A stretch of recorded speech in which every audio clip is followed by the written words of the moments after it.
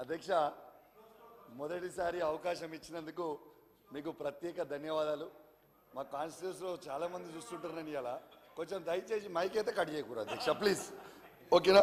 మంచిగా అద్భుతంగా మాట్లాడతా, అద్భుతంగా అందరికి కూడా అర్థమయ్యేటట్టు మాట్లాడతా అధ్యక్ష. కొంచెం దయచేసి అవకాశం ఇవ్వాలని విజ్ఞప్తి. అవకాశం ఇచ్చినందుకు ధన్యవాదాలు. కొంచెం అధ్యక్ష కెమెరా కూడా కొంచెం చూపించండి అధ్యక్ష, ప్లీజ్.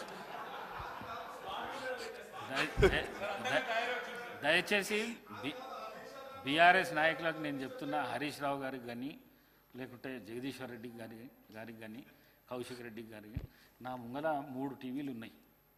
ఈ టీవీలు వచ్చిందే బయట టీవీలు వస్తాయి. Thank you. మీరు ఆ విధంగా మాట్లాడకండి. థ్యాంక్ యూ అధ్యక్ష. ప్లీజ్ అధ్యక్ష, బడ్జెట్ అనేది కేవలం అంకెల సమారం కాదు, అది మన విలువలు మరియు ఆశల వ్యక్తీకరణ అని బోల్డ్ లెటర్స్లో ఇదే బడ్జెట్ పద్దు నివేదికలో పొందుపరిచారు. ఈ వాక్యం నన్ను బాగా ఆకట్టుకుంది.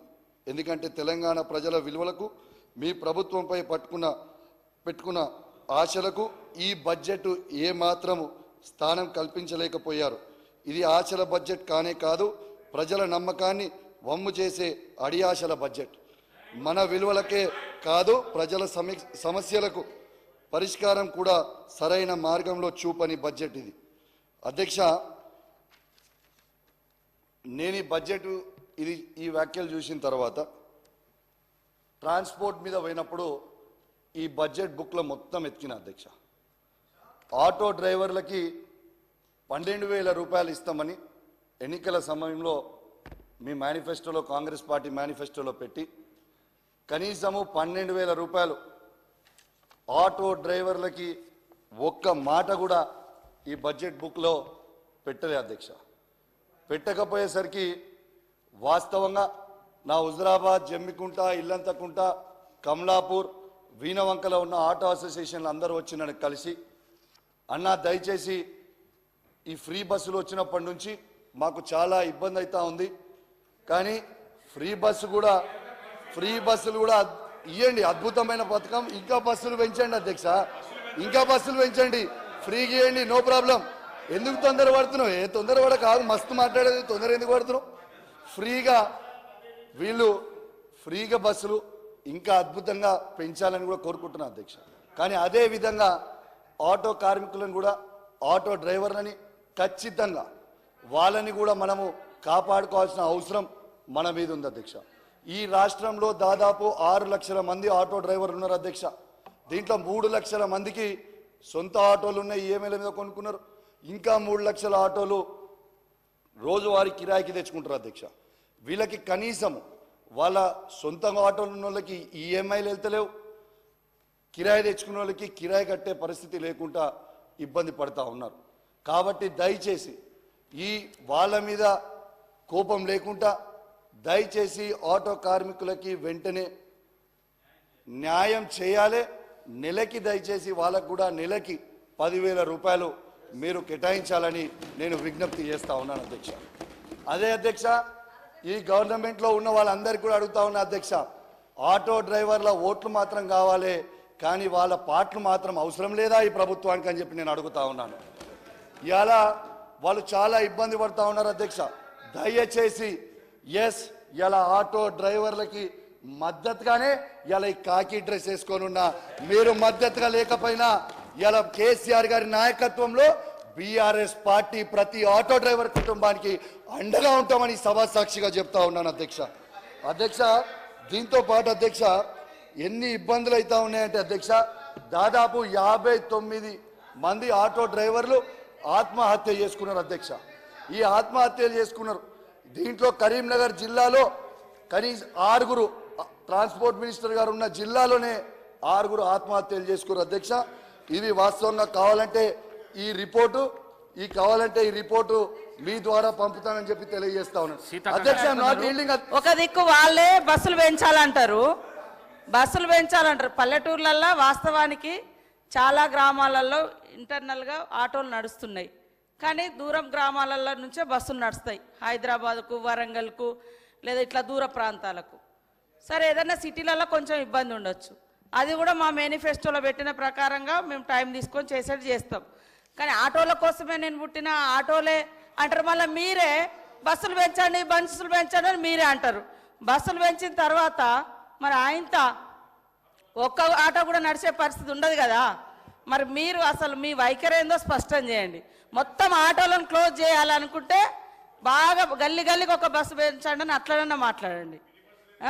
మినీ బస్సులు పెంచండి అని కూడా ఇందాక అన్నారు. మరి మినీ బస్సులు కూడా పెంచాలా అది కూడా చెప్పండి. కాబట్టి ఆటో వాళ్ళని రెచ్చగొట్టడము ఇతరులను రెచ్చగొట్టడం కాకుండా మరి మహిళలకు ఏది ఇవ్వద్దా?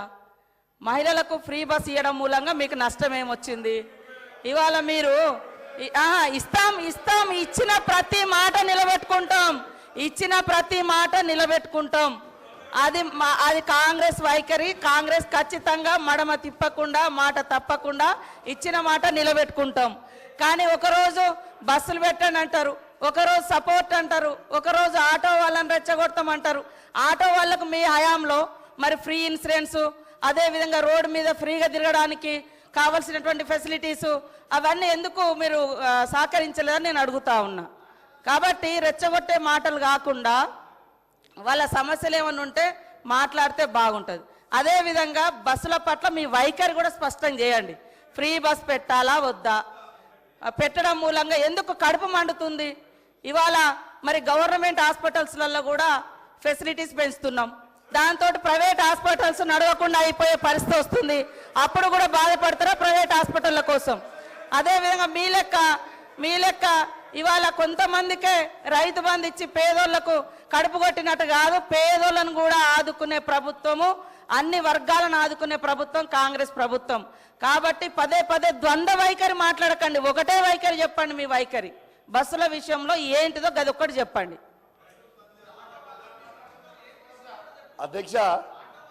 అధ్యక్ష పాపం మంత్రి గారికి తెలియదు అధ్యక్ష. దాదాపు ట్రాన్స్పోర్ట్ లో ఉన్న ప్రతి డ్రైవర్ కి కేసీఆర్ గారి నాయకత్వంలో 10 లక్షల మందికి 5 లక్షల ఇన్సూరెన్స్ చేసినాం అధ్యక్ష. పాపం మంత్రి గారికి నాలెడ్జ్ లేకపోవచ్చు. రెండోది అధ్యక్ష ఒక్క నిమిషం అధ్యక్ష, ఆటో డ్రైవర్లతో సహా చేసినాము. కౌశిక్ రెడ్డి గారు అడిగితే దానికి వివరణ నాలెడ్జ్ లేదంటే ఏంటి అధ్యక్ష వారు మాట్లాడేది? మహిళా మంత్రి అంటే ఇంత చులకనగా మాట్లాడితే ఎట్లా అధ్యక్ష? మా మంత్రి గారు ఏమన్నారు అధ్యక్ష ఇక్కడ వారు మాట వెనక్కి తీసుకొని మా మంత్రి గారు క్షమాపణ చెప్పాలి. నేను ఒకటి మహిళా తల్లందరూ కూడా క్షమాపణ చెప్పాలి. ఆయనలాగా నాకు దురహంకారమైనటువంటి నాలెడ్జ్ లేదు సార్. నాకు నాలెడ్జే ఉంది, సబ్జెక్ట్ వారుగానే ఉన్నది. కానీ ఆయన లెక్క దురహంకారమైనటువంటి నాలెడ్జి లేకుంటే ఓట్ల కోసం చస్తా అని బ్లాక్మెయిల్ చేసే నాలెడ్జి నాకు లేదు సార్. కాబట్టి ఆటో డ్రైవర్లు అనేక మంది గత ప్రభుత్వంలో ఇబ్బంది పడ్డమాట వాస్తవం. ఇవాళ మా పథకానికి ఆటో డ్రైవర్లకు అడ్డం పెట్టడం ఇది కరెక్ట్ కాదు. ఇది మహిళల కోసం పెట్టినటువంటి పథకం.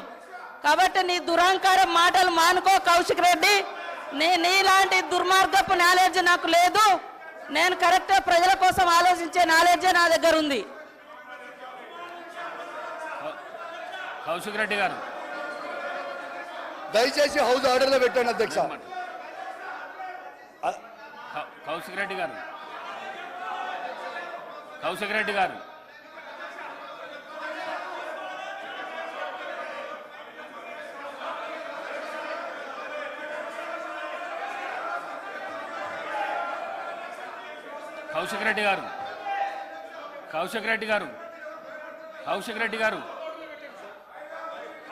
అధ్యక్ష నేను అన్నది తప్పేమనుందా అధ్యక్ష? One minute